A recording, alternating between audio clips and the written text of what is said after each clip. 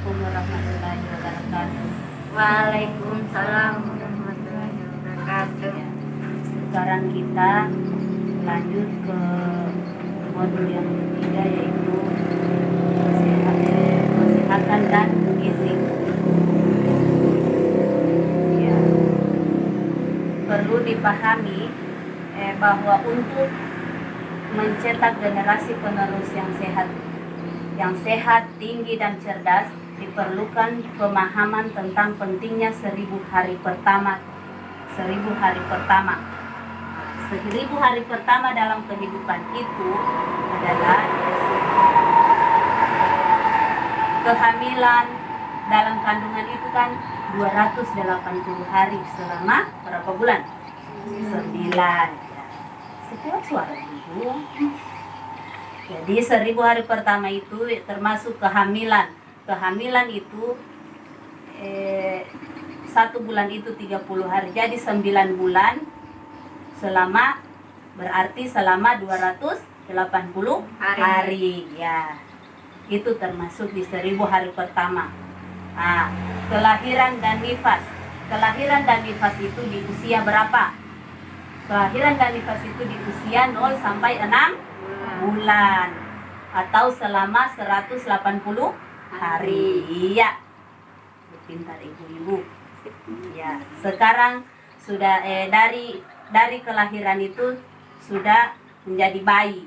Nah, bayi itu usia 1000 hari pertama itu termasuk usia dari 6 bulan sampai 8 bulan.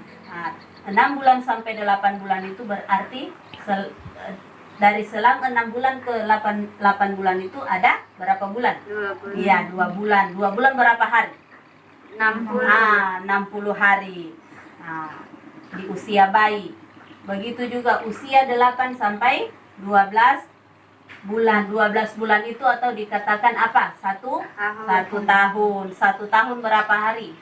300 Iya, 360 hari.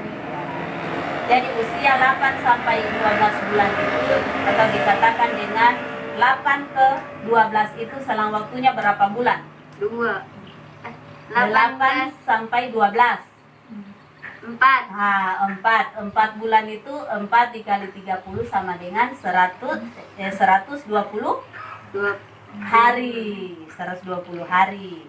Nah, dari bayi menginjak ke selanjutnya ke anak, kan dari melahirkan baru menjadi bayi, dari bayi menjadi anak. Dari anak itu usia 12 sampai 24 bulan. Berarti berapa tahun? 12 bulan. Jadi selama 1 tahun. Jadi 1 tahun berapa hari? 360. Iya, 360 hari. Kesehatan dan gizi ini terdiri dari 3 sesi. Sesi pertama, pentingnya gizi dan layanan kesehatan ibu hamil. Sesi kedua, pentingnya gizi untuk ibu menyusui dan balita. Sesi ketiga, kesakitan pada anak dan kesehatan lingkungan. Pentingnya gizi dan layanan kesehatan ibu hamil adalah supaya anak di dalam kandungan itu sehat, tidak mengalami cacat. Jadi gizi, kalau kita hamil itu harus makan makanan beragam yang bergizi, yang banyak vitamin, ya. Jadi kita ikuti anjuran pemerintah, kita ikuti alur kesehatan supaya kita melahirkannya senang, melahirkannya tidak bermasalah. Begitu sakit perut langsung ke bidan. Jadi 2, pentingnya gizi untuk ibu menyusui dan balita. Kenapa ibu menyusui harus makan makanan bergizi, dan kepada balita harus dikasih makanan yang bergizi. Jangan nanti si bayi ini atau si anak ini nanti menjadi stunting.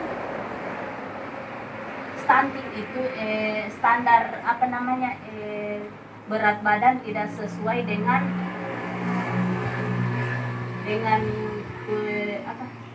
tingginya anak.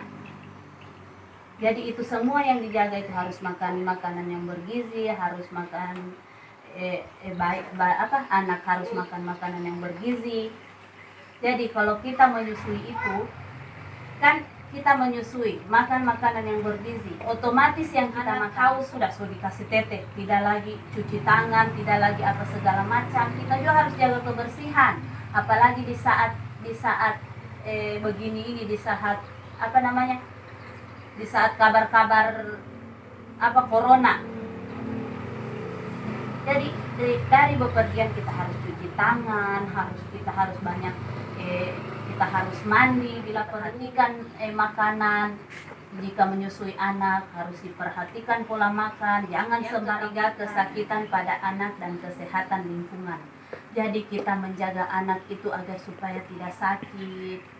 Orang bilang bajunya jangan ditaruh dijemur di hujan, jangan terlalu diterik matahari langsung. Itu kalau diterik matahari langsung, anak pakai baju panas-panas itu akan menjadikan biang keringat. Nah, jadi harus menjaga kesehatan lingkungan. Bagaimana anak mau sehat kalau lingkungan tidak sehat? Namanya anak itu apa yang dia dapat dia isi di mulut. Jadi sehat kah kalau yang begitu dia mau dapat dia mau isi di mulut?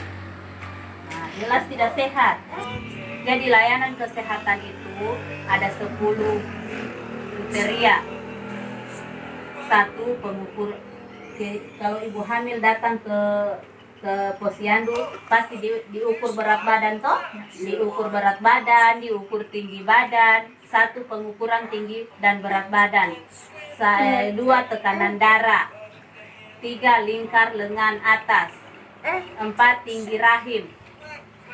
5, penentuan letak janin. 6, imunisasi tertentu. 7, pemberian tablet tambah darah. 8, tes laboratorium. 9, penjelasan bidan. 10, pengobatan bila diperlukan. Jadi rencanakan persalinan di fasilitas kesehatan, tanyakan tanggal diperkirakan persalinan, siapkan donor darah, ikuti kelas ibu hamil. Nah, di sini belum ada kelas ibu hamil ya. Di desanya kita ini belum ada kelas ibu hamil. Jadi sampai di sini dulu pertemuan kita di sesi lama kehamilan. Lebih dan kurangnya saya mohon maaf. Kalau ibu-ibu tidak keberatan, saya mohon di pertemuan berikutnya datang lagi ya, jangan bosan-bosan. Assalamualaikum warahmatullahi wabarakatuh. Waalaikumsalam warahmatullahi wabarakatuh.